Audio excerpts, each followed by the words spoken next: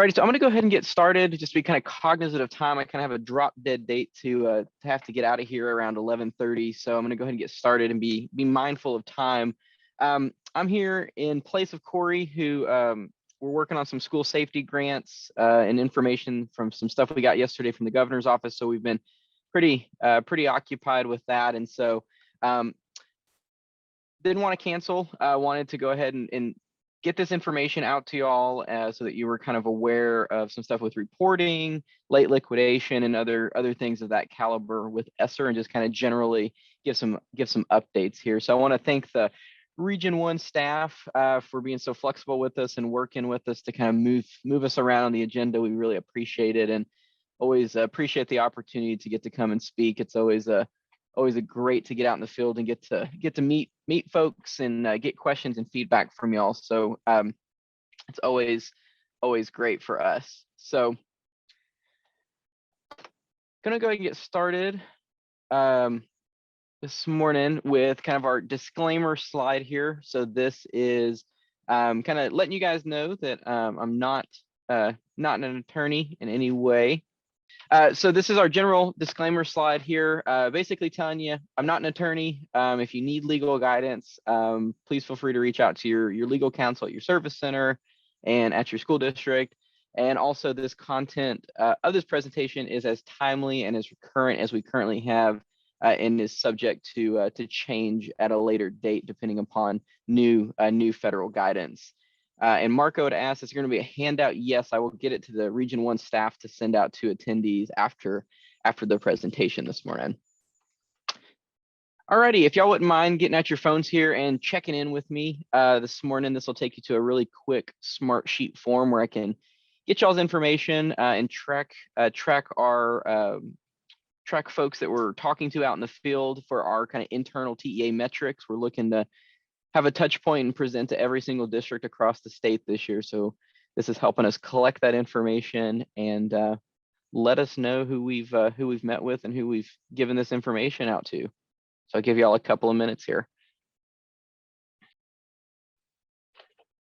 All right, you're gonna go ahead and kind of move on here, and y'all can always check in if it didn't work for you. You can kind of check in later. This QR code will be on the handout that's sent out, so you can always check in and let me know that you were here so we can track that for our internal metrics. Really appreciate it. All right, so we're going to start this morning and we're going to talk about procurement and purchasing with stimulus funds.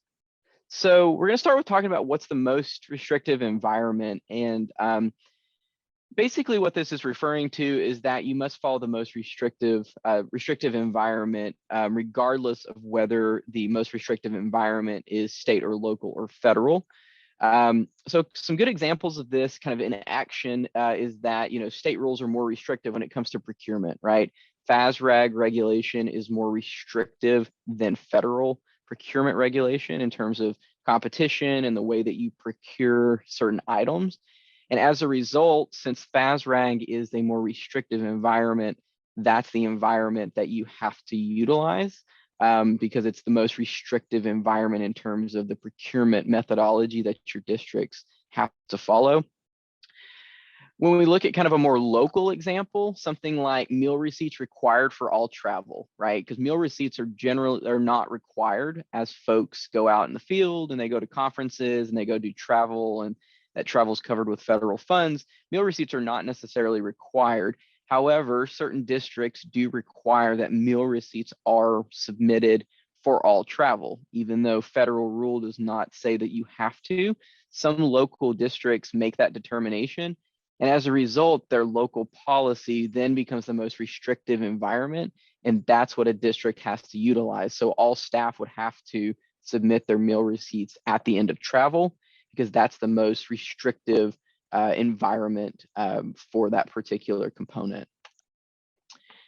Procurement's probably the one that we see the most, especially with kind of ESSER and mostly federal funds in general, because EDGAR, really comes in a lot of different ways in terms of micro purchase thresholds, small purchases. When we look at $50,000 to $250,000, we see FAS-RAG starts to come in as the more restrictive environment. And then you look at non-competitive sole source, anything above 250,000 in terms of procurement contract value. We see that again, EDGAR requirements are the more restrictive environment, and that's what your district is bound to at that particular point. When you look at Texas school district procurement as a whole, this is a great little flow chart that one of our attorneys here at the agency made to kind of show how does school districts go through procurement? What's the procurement process that a district would go through? And everything on here except the two boxes highlighted in red are FASRAG, state regulation on procurement. EDGAR only comes in those two red boxes there at the very bottom right-hand side, which has to do with kind of the dollar amounts and procurement type per 2 CFR 200.320, and also micro purchase, and then certain small purchases and anything, $250,000 and over is where federal EDGAR requirements come in and becomes the most restrictive environment.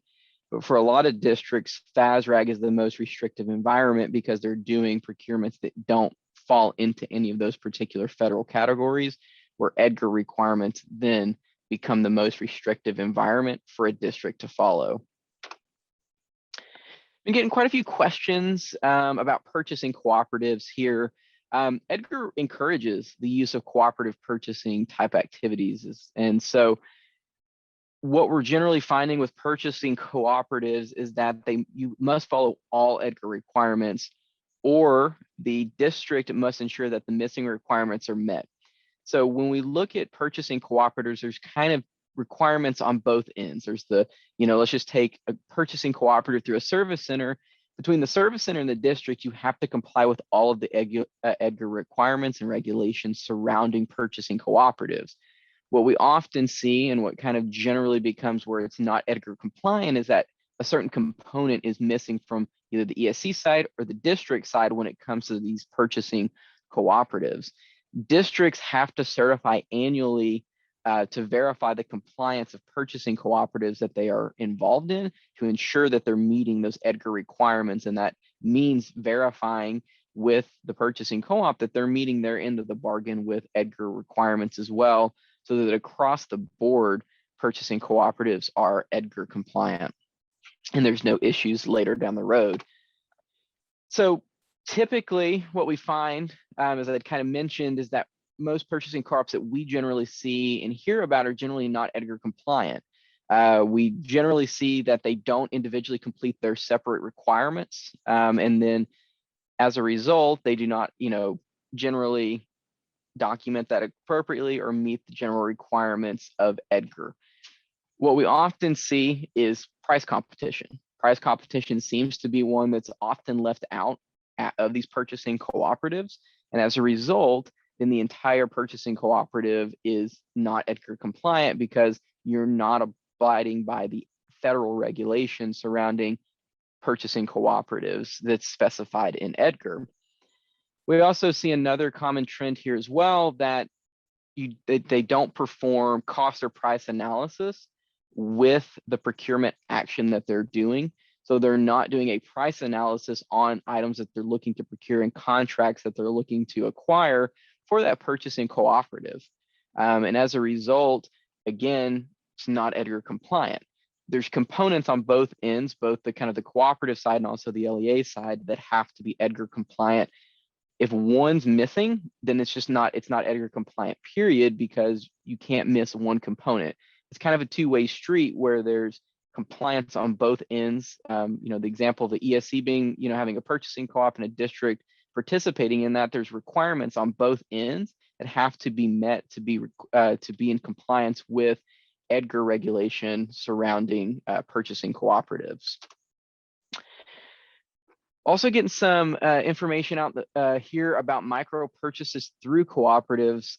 So an LEA can purchase items using a co-op if the purchase falls below the micro purchase threshold. So the aggregate amount of that has to be $10,000 across all federal programs per like type item category, and also has to comply with any state, local law and a district's own procurement policies and procedures. There's kind of different layers here as you're looking to purchase items through a purchasing cooperative of the micro purchase threshold, ensuring that you're meeting that requirement and also complying with any applicable state, local, and even district kind of regulations surrounding procurement and other policies and procedures there. So we've been getting some questions about travel receipts here. And there's some questions surrounding kind of the EDGAR FAQ that TEA puts out. I believe the questions are maybe 5.4 and 5.6. We've got some questions surrounding travel receipts. And the big question is, are travel receipts required? And it depends ultimately on local policy, other than a travel advance where you do have to have receipts for cash advance and travel advance for folks. Currently, receipts are required to reconcile travel advances so that you're able to reconcile the funds that you did give an individual to make sure that they didn't exceed or spend over the amount that they were advanced, and also that they didn't spend less, so that you're not getting that remaining money back from that individual.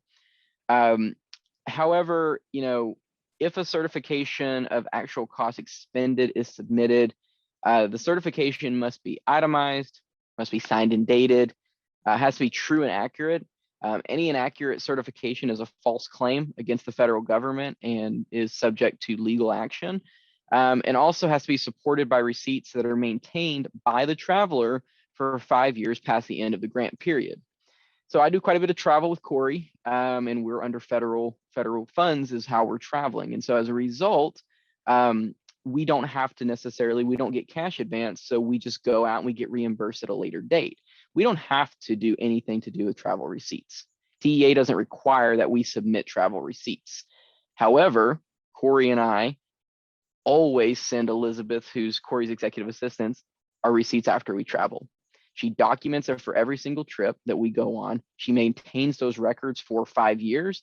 And in the result of an audit or a question that arises from travel, we have that documentation.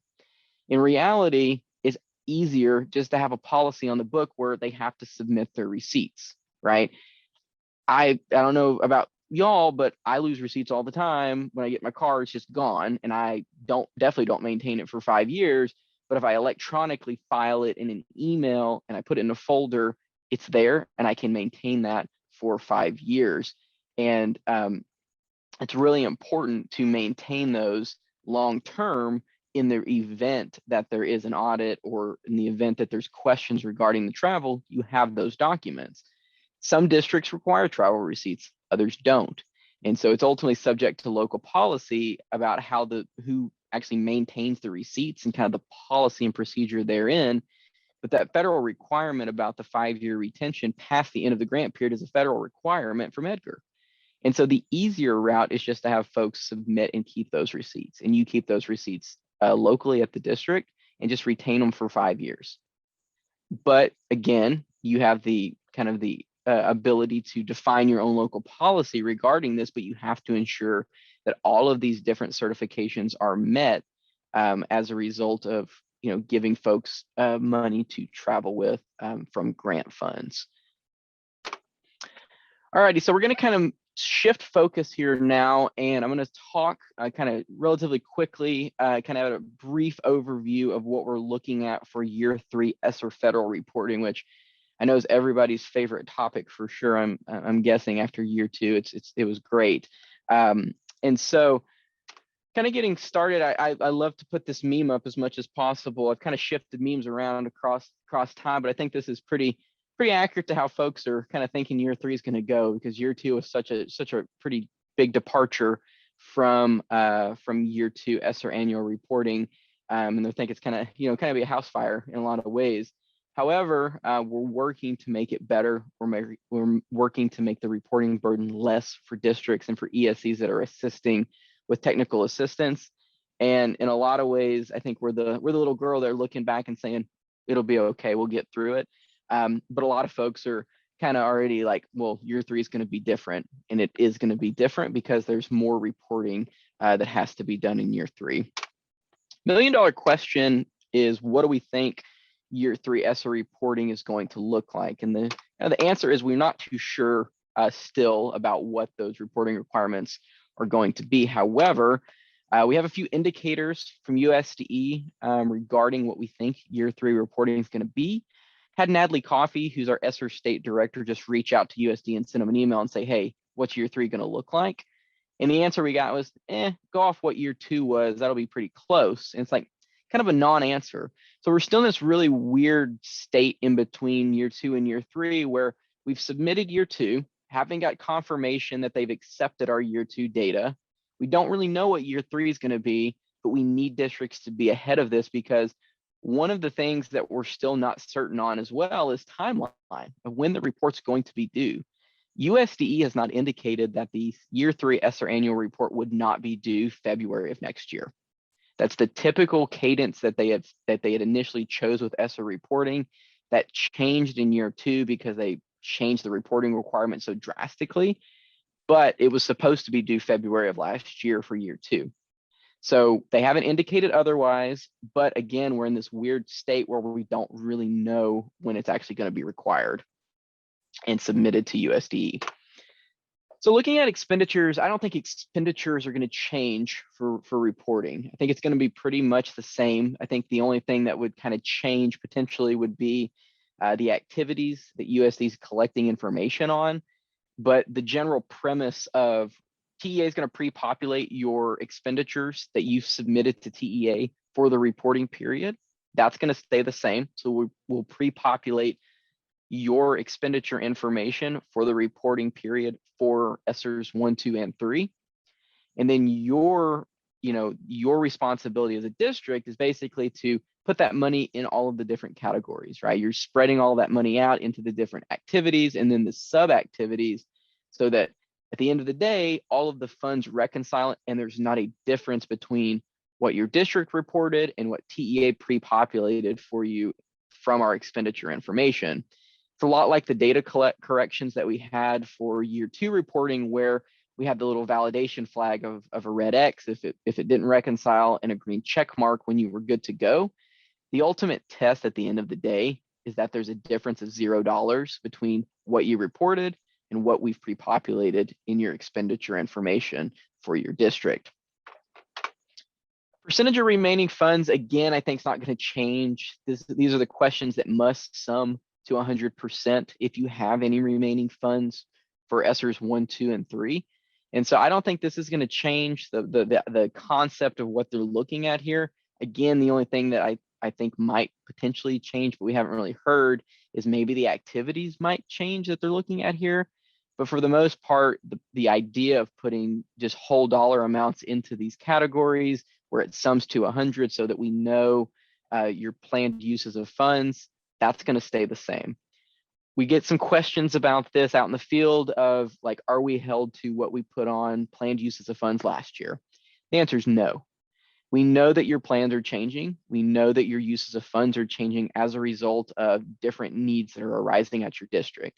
USD has acknowledged that it's going to likely change from year to year.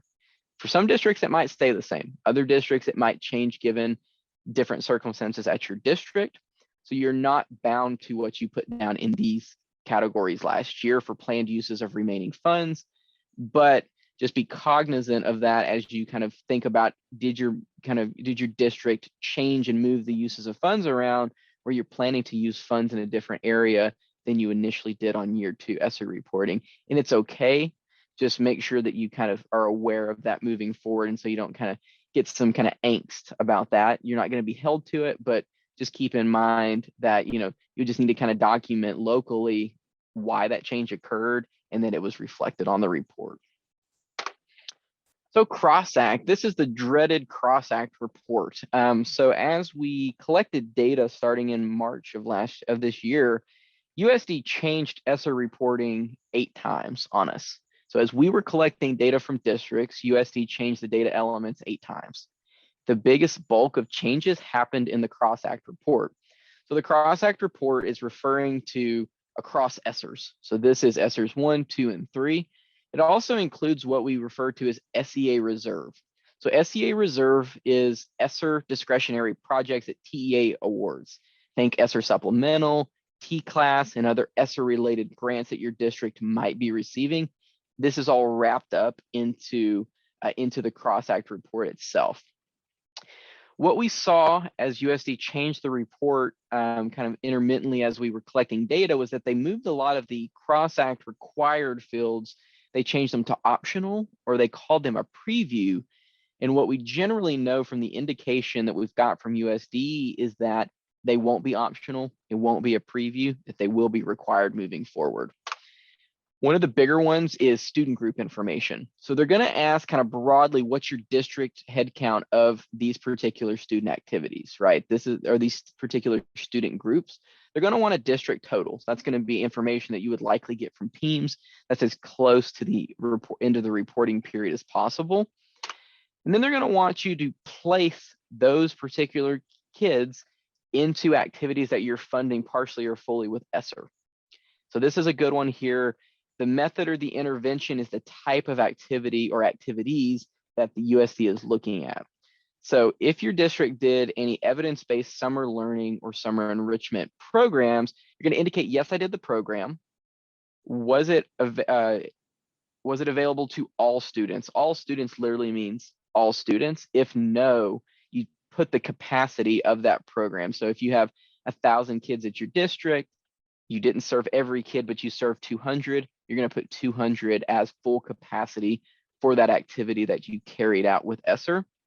You're going to give the total unique head count of students that participated in the activity. So if it was able to, to serve 200 kids, but you only had 100 kids that actually participated in the activity, it would be 100 in unique head count. And then following that, you're going to spread those 100 kids out across all of the different student groups. So you're going to put the number of enrolled eligible students at your district in these subgroups on the left column. On the right column is where you get into the students that are participating in those particular activities. And so this is where, for the example I just mentioned, those 100 kids get placed into these particular student groups that tie to an activity that is summer learning or summer enrichment programs. This is where that gets listed. This gets a little tricky because we know that this is not how a lot of districts track this information, and we're okay with that, and that's what we know. The reason we're getting ahead of this and talking about this is that the onus for the Cross-Act report falls on districts. We don't know what students are participating in your activities at your district. You know best about what kids are being served and who's participating in those activities, so the onus falls on the district. However, we know that there's 1,200 plus different contexts for what you're doing with your ESSER funds and what you're doing with these particular kind of activities. And so as you start to plan forward for year 3, think about how you would collect this information. How would you document this information? And ultimately, how would you continue to get that data year to year? What we know is that ESSER reporting is not going away anytime soon. I know that's unfortunate to hear, but it's not going away anytime soon. So we need districts to start thinking and developing policies and procedures and ways to collect data the exact way every single year. What we're trying to get ahead of here is that Cross-Act is going to take you the longest time, period. The expenditure one's pretty cut and dry from your ledgers and from what you've paid out. It's pretty easy to do, right? When it comes to this, it's very contextual. It's very circumstantial in a lot of ways. And there's going to be a lot of legwork, not only from federal programs folks, but also from potentially from your business office, from different campuses, from principals, from administrators, collecting this data and being able to report it and being comfortable, and I kind of jokingly say, be able to sleep at night with what you reported on the Cross-Act report. And also documenting, one, how you arrived at the data and why you're reporting what you're reporting. And then 2, building those written policies where if somebody comes into your district that has never touched ESSER reporting, they can come in and run what they need to run to be able to inform what your district needs to report. There's a lot of turnover at districts, and we're really aware of it. Throughout year 2 reporting, I can't tell you how many times I got a call from folks saying, I'm new, I have no clue. I got a call from a lady at a district, and she was like, about 2 weeks ago, I was an English teacher, elementary English teacher, and now I'm federal programs director at my district. I have no clue where to start. And so building those written policies and procedures and how you arrive and get your data is going to be really, really important for making sure that everybody's on the same page. And two, data continuity and consistency across the board. And it reduces your reporting burden over time because I know what I'm going to go pull. I know how to collect this data. I've stood up a process to collect this data, and it's easy for me to pull from year to year. One of the other components here that's going to be, and it's not going to be near as difficult, I don't believe, as the student group information, is FTE questions. So USD is getting into questions surrounding FTE counts at districts, and specifically they're looking at FTEs in certain groups, or certain, as they refer to as, staff types. So you can kind of see here, they're looking at different staff types. USD has two different kind of groups of FTEs that they ask questions about in Cross-Act. Unfortunately, we don't get to change the report, and the FTE questions are sprinkled throughout. There's no real rhyme or reason to where they're located in the report. But there's questions regarding FTEs that are regardless of funding source. This is a district total. This is not just, this is regardless of funding source. This is state, local, federal. This is FTE, straight FTE count. There's questions like, as of September 30 of 2020, what was my FTE count? That's a district FTE count. Then they get into questions surrounding FTEs that are partially or fully paid with ESSER funds. So these are positions that are, partially or fully paid with ESSER in any way, shape, or form. That's ESSER's 1, 2, or 3, or any of your other ESSER discretionary projects at T-class, ESSER supplemental, things of that caliber. This is where you get into your 0.1, 0.2, 0.3% of an FTE, because they're partially paid with ESSER. And so they get into questions with the partially or fully funded with ESSER like this. They want you to indicate the total number of these specific positions. They're very specific as to what they're asking for here, and they break it down into these different staffing groups. And these are supported with any of the ESSER funds. So that refers to ESSER's 1, 2, and 3, and also other ESSER projects. Support indicates both salaries and or benefits. So I know a lot of districts did retention stipends. Those FTEs get counted here. If it was funded partially or fully with ESSER, that gets counted in this particular part of the report.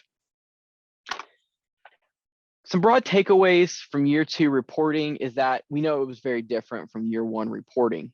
We struggled, service centers struggled, districts struggled. We all struggled together collectively in trying to pin down data elements as they shifted and seemed to change almost every couple of weeks.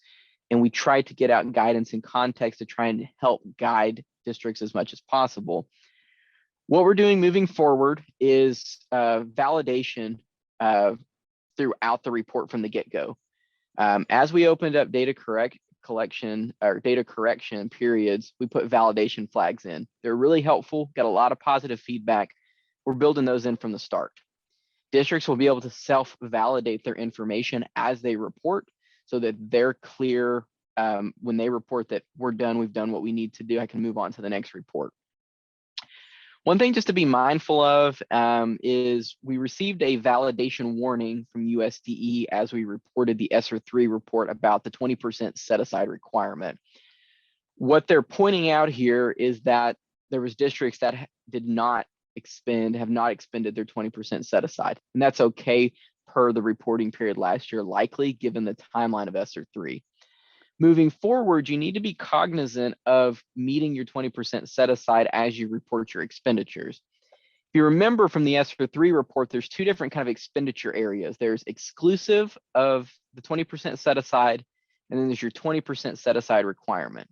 You have to put money in both so that you meet your minimum 20% set aside requirement for ESSER 3. A lot of districts didn't put anything down, and that's probably, again, okay.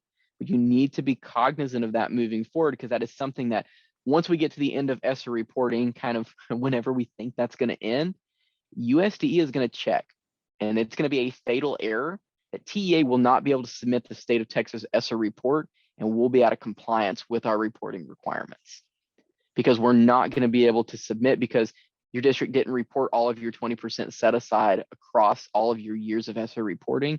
We want to get ahead of that. And so what we're going to do is we're going to put a pre-populated, here's 20% of your grant award to know, here's your minimum 20% set aside. And then we're going to track your prior year expenditures that you've placed in that 20% set aside area, so that over time that helps you as you think about, like, we're getting close, or are we not getting close as we're reporting and drawing down funds, and just so you kind of have a clear overall picture of your set aside requirement there. So reporting dates, we know that it's going to run, the next reporting cycle is based on state fiscal year. So that's going to run from September 1st, 2021 to August 31st of 2022. I'm going to kind of skip through best practices because I've generally talked about that, but in general, start to think about this moving forward, map the data elements to PEIMS reports, to attendance reports that you can gather so that the reporting burden is less for your district. And when in doubt, reach out. I'm happy to take phone calls, happy to have email conversations about how to develop these practices as you move forward and kind of start thinking about year 3 ESSER reporting. I'm going to talk about ESSER state fiscal reporting real quick. So based on some feedback we had received from the legislature regarding the House Finance and the Senate Finance committees, they were very interested in why, in terms of ESSER expenditures, 42 to 44% of those expenditures were being listed in the other category in the ESSER state fiscal report. So they told us, PA, go back, review these and figure out why there's so much in other. So Natalie and her ESSER compliance team sat down with 5,000 plus entries of districts that had put things in other and recategorized them into the appropriate categories that they belonged in. While they were doing this, they also identified new categories that are going to be added to the state fiscal report. I think as of now, we're up to 3 or 4 that will be added to the state fiscal report. Seeing some trends, we saw some trends as they delved in and kind of recategorized the data. One, districts were just not putting things in categories that they definitely belonged in. And 2, some districts were just scrolling to the bottom, putting everything in other and sending it through. We know it happens. It's easy because it's not checked, right? The only thing that's checked on the ESSER state fiscal report is the financial side, where all of the money reconciles and it aligns to the expenditure drawdown that you did. But there's no check on your narrative and what you're actually categorizing your funds in. And so we get it. You stuck funds in other, but moving forward, that's not going to be the case. So beginning in November, if an LEA enters expenditures and narrative into the other category, those expenditures and that narrative is going to be subject to manual review and enhanced monitoring on those particular expenditures that you're looking at. Ultimately, what's going to happen is we're hiring a full-time employee to monitor the ESSER state fiscal report. And so there'll be kind of a check and review on the financial side. So making sure that for kind of lack of a better phrase, the math is mathing. And then there's going to be a checking if a district puts things in other, it's going to go through manual review from that staff member. If there's things that should have been categorized into other areas, they will work with you to recategorize it. It's going to result in a delay of payment. There are things that genuinely belong in other, and those are okay to put in other, but we're trying to get districts aware that they need to put things appropriately categorized so that we can paint the most accurate picture for the legislature on how ESSER funds are being used across the state. So I'm going to jump into late liquidation here for ESSER 1 and kind of walk through that here. So September 29th, USD sent us some introductory information regarding the ESSER 1 late liquidation period. They were really proud of themselves that they were early. They were 1 day early of when the grant funds died. And so I guess to USD that's early, but we'd wanted it early so that districts could plan accordingly, but that didn't happen. What we know is that all costs under ESSER 1, including equitable services to private nonprofit schools, must have been fully obligated for allowable grant uses by September 30 of 2022. Certain obligated costs, not all obligated costs, may continue to be received and paid for during the liquidation period extension. The extension does not cover, again, all types of costs. Good examples of this are staff salary and travel, because salary is when the work is performed and travel is when travel is taken. And so those don't fit into the federal definition of being properly obligated or of being subject for late liquidation, because you're paying them on the day that they're taken, not as like a contract or something like that you're paying out, but that you executed a contract on, September 30th of 2022. Those things are eligible for late liquidation. So what does it mean to liquidate funds? So liquidate funds means the drawing down and expenditure of funds by a grantee for obligations incurred during the grant's legal obligation period. And so timely liquidation occurs during the project performance period and through the first 120 days after the final date of the period of an extension. So 120 days, LEAs get 90 days, TEA gets 30, ultimately to close out the grant. This is the typical federal liquidation period, but this is an extension of up to 14 additional months beyond the 4 months that's normal for federal grants. And so here's some examples here of obligations when their obligations are made. Again, kind of looking at travel, when the travel's taken, when it's obligated, personal services by an employee of the state or subgrantee, so when the services are performed. So there's certain things that may not be eligible for the late liquidation extension. So this is a great kind of table here to kind of help you understand like things that are eligible and allowed for a liquidation extension and things that are not. Again, personal services are a no, public utility services, travel, rental or lease of property is a no, because it's based on the time that those things are used or the time that that service is received. However, mostly what generally we can come up with is contracted services that the contract was executed on or before September 30 of this year, so that they're properly obligated and that you can pay them out through that liquidation extension period. So we're going to require some information, and these are the 5 things that we're going to require from districts as we look at the late liquidation tool here in just a second. You're going to put the amount you obligated. You as a district know the amount that you obligated by September 30 of 2022. TEA does not. We also don't know the amount that you liquidated by November 30th of 2022. This is the date request that TEA is requiring districts to send in late liquidation requests to us. So we extended it from 9/30/2022 to having to be liquidated by November 30 of 2022. So the amount you've liquidated as of November 30 of 2022. Then you're going to get into the use of funds requesting liquidation extension. This is where you put in your examples of what needs to be extended. Then you get into the justification. This is why do we need late liquidation on these particular items. USD has been very, very explicit to say that more time to expend funds is not an allowable justification. Some of the examples that they highlight is that this contract has been extended due to things such as supply chain, lack of personnel, procurement delays, just ongoing delays, continuation of services for our district. Things of that caliber are justifications as to why. Then there's an other notes. So this is basically for you to give TEA ultimately a little bit more information on why you need it and just give us some more additional notes. I will say that it will be very unlikely that we include many of the notes you put in other unless we believe that it kind of bolsters your case for USDE. So kind of use that as supporting information if you think you need it after you've justified why your activities need to be subject to the late liquidation extension. So I'm going to skip this because I'm just going to go right in and we're going to go take a look at the ESSER 1 late liquidation tool.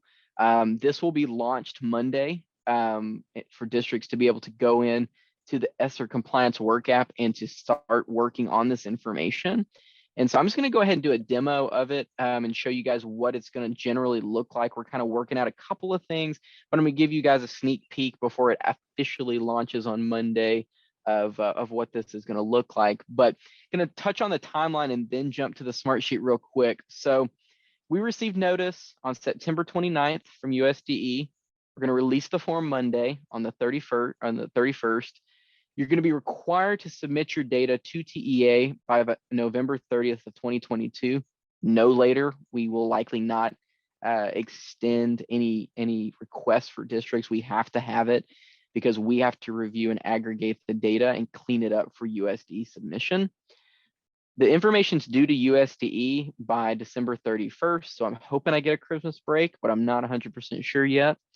And then the end of the late liquidation period for ESSER 1 would be, for LEAs would be February 29th of 2024. And for TEA is going to be April 1st of 2024 because we have to close out the grant. What we do know, kind of, this only applies currently to ESSER 1. USD has generally told us that there will likely be a late liquidation for ESSERs 2 and 3, but judging by how timely we received notice of the ESSER 1 late liquidation period, it's likely going to be very, very close to the end of the grants. And so this is just for ESSER 1 right now. So I'm going to go ahead and jump into the live demonstration here. I'm going to share my other screen real fast and we'll walk through the system here. If I could get some thumbs up from folks in Zoom, and then if there's anyone in the room there that can kind of let me know if you can see the Smartsheet form here. Nick, we can see it. Perfect. All right, great. So this is the late liquidation tool in its draft state currently. And so I'm going to walk y'all through it. This will be live for all districts across the state. Not every district is going to need late liquidation extension. Our estimate of how many districts we're anticipating is probably around 100, but we want y'all to be aware of how the tool operates and kind of the functionality inside of Smartsheet itself. So let me clear this out because I've been working on this a little bit, so I've kind of been playing with it. So what you're going to see is this is going to be in the ESSER compliance workout. This is where you put things in for your district, such as your ESSER 3 return to in-person instruction plans. And also, if any of you are under ESSER 2 validation currently for your needs assessment process where that information is housed, this is where this dynamic view will be located. What you're going to see is you're going to see a line for your district here. We're going to pre-populate the name of your district and your CDN. We'll pre-populate your UEI number, and we'll also pre-populate your allocation total, which is your NOGA amount for ESSER 1. When you hop in and you start to put information in, please indicate up here on the status, go from not started to in progress. In progress means that you're actively working on this. It gives us a gauge of how many districts are working on it so that we can do some outreach if needed as we get closer to the November 30 deadline to submit this request. We're going to put some instructions in here for districts. We've tried to lay it out, but we're going to be a little bit more explicit with some instructions. So we're kind of working on the language there. So you don't see anything there yet, but there will eventually be instruction there. Again, you're going to see your allocation total. So we're going to walk through a district that has an allocation total of 100 grand because it's kind of easy to look at how the math works and just walk through some of the formulas and how it automatically calculates things for your district.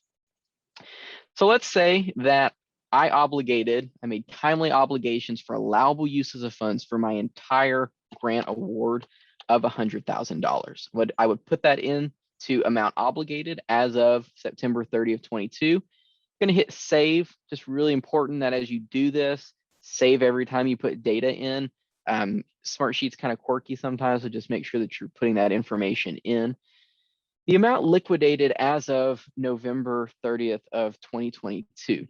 So let's say that I've drawn down and I've paid out my obligations. I've paid out $80,000 of my $100,000 grant award by November 30th of 2022. I'd put that information in there. Again, hit save. There's gonna be some things that happen here that are going to pre-populate as you put the data in real time. You're going to see that it's going to show here, and I zoom in because it may be a little small. It's probably a lot better for folks. Percentage liquidated, 80%, right? I've done 80% of my grant award has been obligated as of November 30th of 22, right? So what's remaining, my balance remaining to be liquidated potentially, or the balance remaining on my grant is $20,000. And the amount of obligated funds necessitating extension, again, is going to be $20,000. It shouldn't be assumed that the amount requested and your balance remaining has to equal. The liquidation request amount must be aligned, again, to specific projects that your district wants to continue and believe are subject to late liquidation through February 29th of 2024. In use of funds here, that's where you're gonna put the examples of what you're looking to get extended for ESSER 1. Then you're gonna provide justification. Again, it's not enough to say I need more time. You have to put real justification here as to why and substantiate why you need late liquidation for ESSER 1 and for those particular uses of funds that you highlight. And then down here in other data notes, this is where, again, you put notes that you want TA to be aware of, notes that you think bolster your case, and ultimately kind of help back up why you need late liquidation for those particular uses of funds. And so it's a really simple form. You have 5 fields to fill out, and everything else is either pre-populated or the math runs in real time with the data that your district's doing. So I'm going to put in just some test data here just to kind of put information in here, because as I'm done, let's say I'm completely done. I know this is exactly what my district needs. I don't have anything else to do. I'm not waiting on anything. This is going to be my submission. You're going to go in and you're going to flip this status from in progress to completed. What that's going to do is it's going to notify our team that's looking at this data to go ahead and start reviewing what your district submitted. So if you're waiting to get a little closer to November 30th, that's understandable, and likely a lot of districts will wait closer to November 30th. It's going to paint a more accurate picture for your district. That's okay.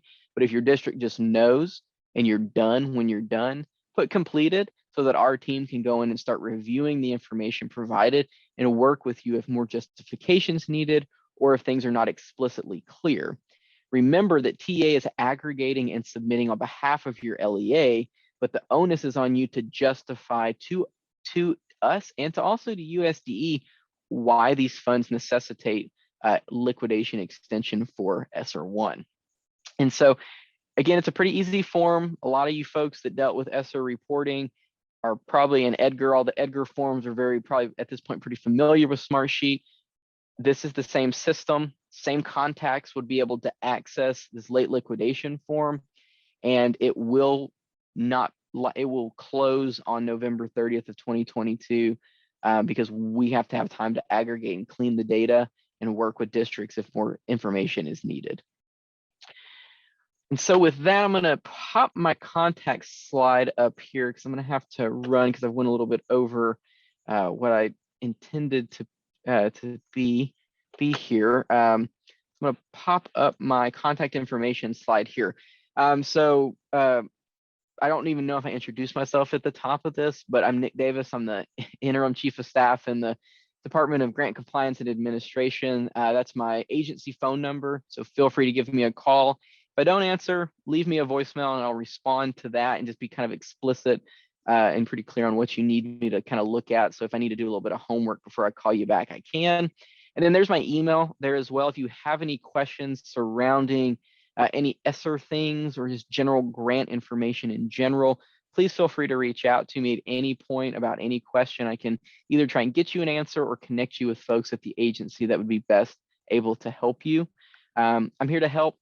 ESSER, it's kind of, I think for a lot of folks, the gift that keeps on giving in a lot of ways, but it's making a big impact out there for your districts. But there's just a lot of monitoring and reporting and different federal requirements that come along with the amount of money that the state of Texas received. And we're here to help. Our department and our divisions are not the gotcha people at TEA. We're here to help. We're here to assist you. We're here to work through things, especially ESSER reporting. I think there's going to be a lot of collaboration and working together to help each other out. And we're here to help at the end of the day. We're here to help and we're here to serve y'all. And I just want to thank the folks at Region 1 for allowing me to come speak today, being flexible with us to put us at a later time. And I also want to thank all of the district folks and district staff that are both virtual and also in person there at Region 1 for all you do for our kiddos. Oftentimes, some of the work that y'all do, I know often is not thanked enough. And I just want to thank y'all so much for all you do for our kiddos across the state, and for all you do to help us get better and for us to help y'all as much as possible. I always look at these kind of relationships as a two-way street where we're here to help make it easier for y'all, but we need y'all's feedback and we need y'all to work with us to make things better for you out in the field. So thank you guys so very much for all you do for our kiddos, and thanks to the Region 1 staff for all of your great assistance with your districts, and for allowing us to speak and give some ESSER updates. And I'll make sure to get these slides to so that they can be sent out to the folks that are here today. Thank you all so very much. I've got to Nick, run, we but had a couple of questions yeah. in the Okay, chat. go. I don't know if Yeah, there's for time sure. to address those. Yeah, sure. Let me take a look here. For ESSER 1, can we incur expenditures beyond September 30th of 2022?